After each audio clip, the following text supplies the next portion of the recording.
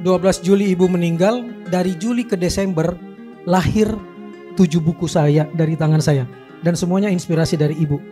3 diantaranya diterbitkan oleh Diva Press, Yai Edi. Dan saya kan hidupnya dari off air, kiri kanan. Tapi dengan 7 buku itulah tagihan pajak saya terbesar selama saya hidup. Saking banyaknya karya yang muncul.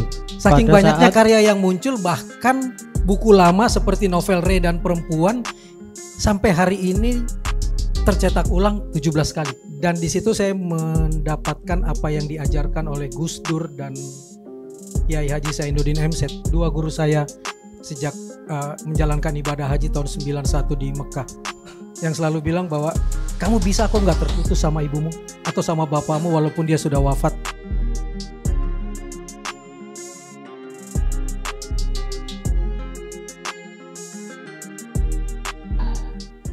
Ya, sudah tidak perlu saya perkenalkan beliau karena memang kita sudah mengenal beliau. Seringkali Kang Maman ke Jogja dan pasti ke basa-basi ya Kang Yang.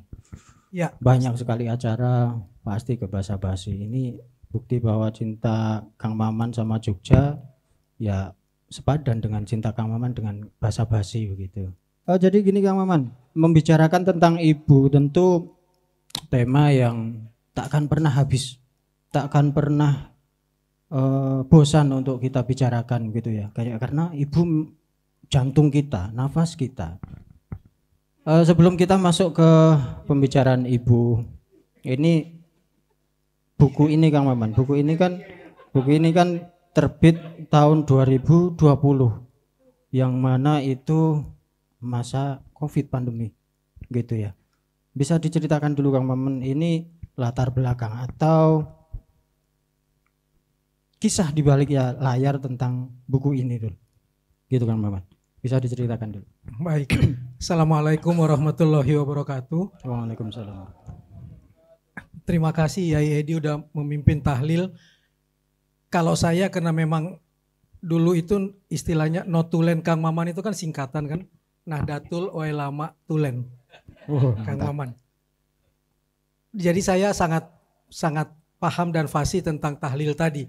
Tapi saya yakin ibu saya di surga yang Muhammadiyah itu juga malam ini jadi NU juga.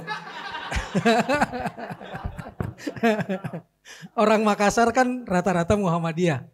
Nah, ibu saya orang Makassar dan tadi ketika dibacakan tahlil saya melihat ibu saya tersenyum dan bahagia dan mengatakan bahwa kalau Muhammadiyah dan NU berdampingan terus Indonesia akan ada terus gitu. Jadi jangan terpecah di 2024 ya. Itu yang pertama. Yang kedua, Jogja seperti kata Yai Edi saya nggak akan pernah bisa lupa karena saya pertama kali jadi wartawan itu tahun di Gramedia di Kompas Group tahun 88 dan salah satu yang kita bikin itu adalah saya pengikut yang lapis kedua bikin tabloid Nova waktu itu, tabloid khusus tentang perempuan. Dan tugas pertama saya keluar kota selama 2 bulan adalah tinggal di Jalan Dagen, Jogja untuk meliput Jumenengan Hamengkubuwono X. Pelantikan Hamengkubuwono X menjadi raja tanggal 7 Maret 1989. Itu 2 bulan dan penghasilan terbesar pertama saya sebagai karyawan. Karena 2 bulan itu 60 hari kali 150.000 uang sakunya per hari dari Kompas. Lumayan tuh. Dan karena itu saya paham betul tentang Jogja karena Gramedia itu sangat detail kalau kita bertugas. Naik beca dari Dagen ke Keraton berapa itu harus dicatat dengan detail. Jadi saya tahu harga-harga makanan, harga macam-macam di Jogja kan harus dilaporin terus menerus kan. Tapi itu juga yang membuat saya nggak akan pernah lupa tentang Jogja karena untuk pertama kalinya meliput sambil ngelaku dodok. Dan saya harus latihan khusus untuk itu. Karena saya nggak pernah belum pernah merasakan melangkah seperti itu. Teman-teman yang dari Makassar pasti tahu soal egaliternya orang Makassar hampir nggak ada yang jalan ngelaku dodok itu kan. Dan pakai sarung. Itu yang membuat saya sampai sekarang nggak akan pernah bisa lupa dengan Jogja. Makin tidak bisa lupa dengan Jogja karena 12 Mei 2020 ibu mertua saya yang orang Kudus Madura, Kudus Bangkalan wafat. Di antara 12 Mei dengan 12 Juli anak perempuan saya melahirkan secara prematur. Di perjalanan menuju ke makam ibu mertua. Masuk ke rumah sakit dengan sangat susah karena suasana COVID dan tidak ada inkubator yang tersedia. Jadi saya udah menganggap cucu saya ini hilang aja karena kecil banget waktu itu. Belum waktunya lahir dan harus lahir. Tapi alhamdulillah saya dibantu oleh beberapa orang, akhirnya singkat kata beliau selamat dan kemudian keluar dari ruang inkubator. Itu tanggal 5 Juli 2020. Lalu kemudian saya video call dengan ibu dan ibu saya. Dan ibu saya bahagia betul melihat ada cucu dari saya karena saya belum dapat cucu dari saya, padahal saya anak sulung. 12 Juli ibu saya masih main tenis meja karena ibu saya pelatih tenis, tapi karena pandemi COVID dia main tenis meja, lalu kemudian ngumpulin anak cucu kecuali saya. Saya tetap di Jakarta karena nggak bisa pergi dan karena sejumlah keluarga istri saya wafat dan saya harus ikut kayak karantina, nggak boleh kemana-mana walaupun negatif kan. Bolak-balik seperti itu. Nah di tanggal 12 itu setelah main pingpong, main tenis, lalu kemudian anak cucunya kembali ke kota masing-masing.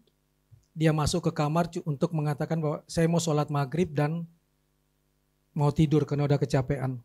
Tapi bangunkan untuk sholat isya. Dia cuma tinggal dengan cucunya satu di rumah. Kami di Sumedang. Begitu dibangunkan mau isya, ibu saya udah pergi, udah nggak ada ternyata. Jadi sesuai dengan mimpinya, saya mau meninggal tanpa merepotkan anak cucu, dalam keadaan tenang dan mudah-mudahan tidak keluar kotoran, supaya anak cucu saya tidak jijik ketika memandikan. Itu wasiat-wasiat dia yang muncul ketika siang sambil main tenis meja itu. Saya nggak nyangka tiba-tiba ditelepon bahwa ibu pergi, nggak ada sakit, nggak ada apa, dan saya dengan ibu cuma berbeda 14 tahun. Jadi ibu saya adalah teman bermain saya. Bahkan waktu SMA di Sumedang kan ada jam malam zaman itu. Nggak boleh keluar malam jam 7. Satu hari saya dengan ibu ke apotik. Tertangkap basah sama kepala sekolah dan dibilang saya disetrap karena dianggap melanggar jam 7 dan pergi dengan pacarnya keliling kota Sumedang. Padahal itu ibu saya, sehingga ibu saya harus membuktikan bahwa dia memang ibu saya. Karena ibu saya sangat muda karena pemain tenis.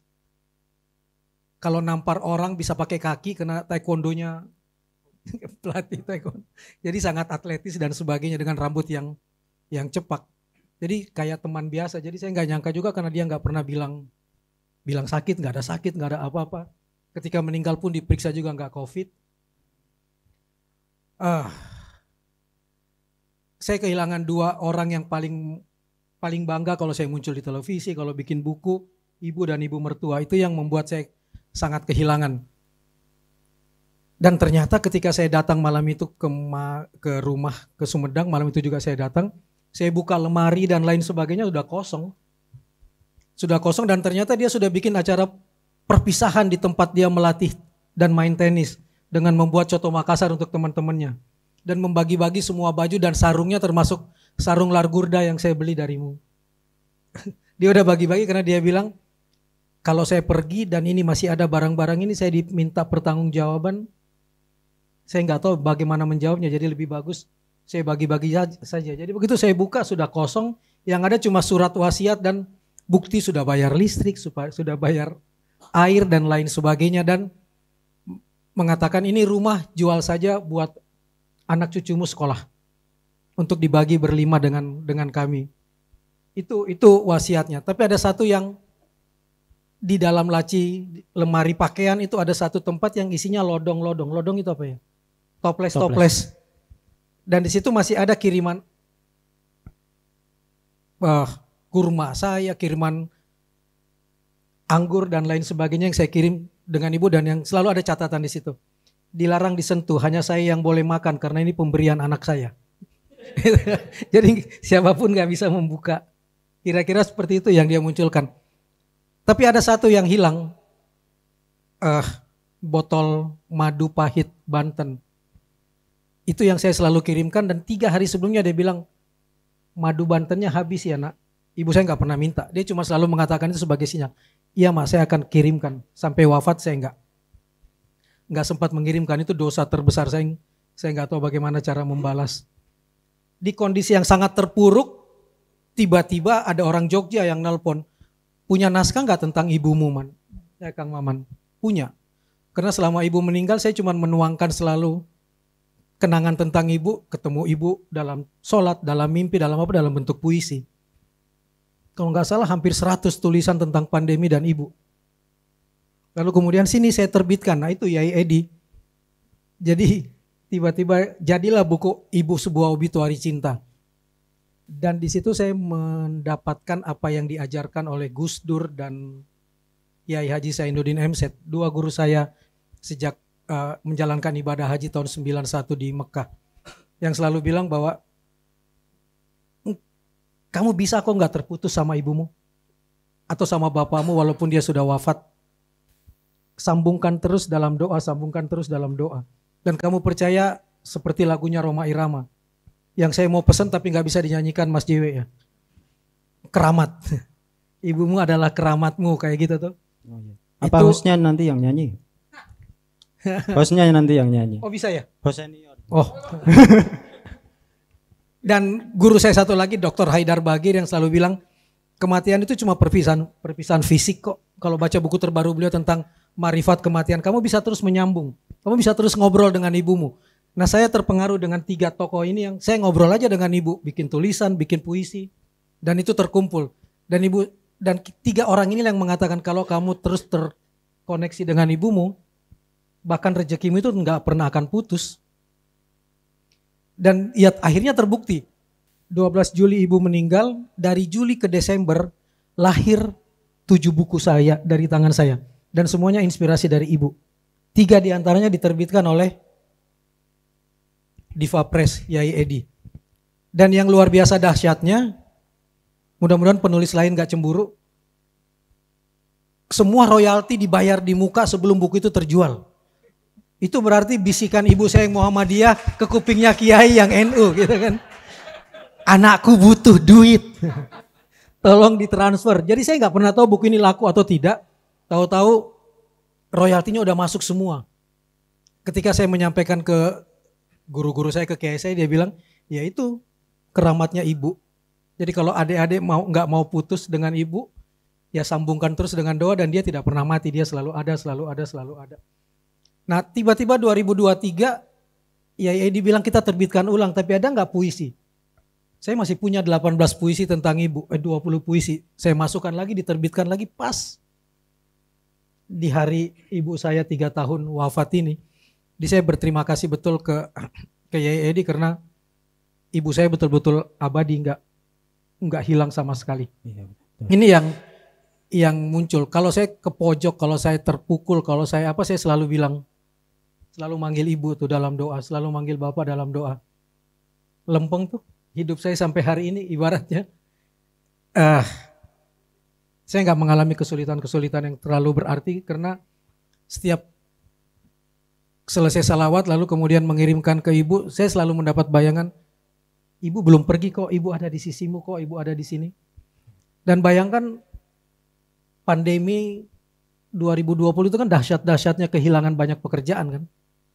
Dan saya kan hidupnya dari off air, kiri kanan. Tapi dengan 7 buku itulah tagihan pajak saya terbesar selama saya hidup. Saking banyaknya karya yang muncul. Saking banyaknya karya yang muncul, bahkan buku lama seperti novel Ray dan Perempuan sampai hari ini tercetak ulang 17 kali. Hebat. Nah, tercetak ulang 17. Jadi bayangkan 3.000 atau 5.000 eksemplar kali 17 kali. Dan saya dapat royaltinya 10%. Jadi berputar aja terus tentang itu. Super sekali. Nah, ini ya teman-teman. Keren ya. Masa pandemi yang semua orang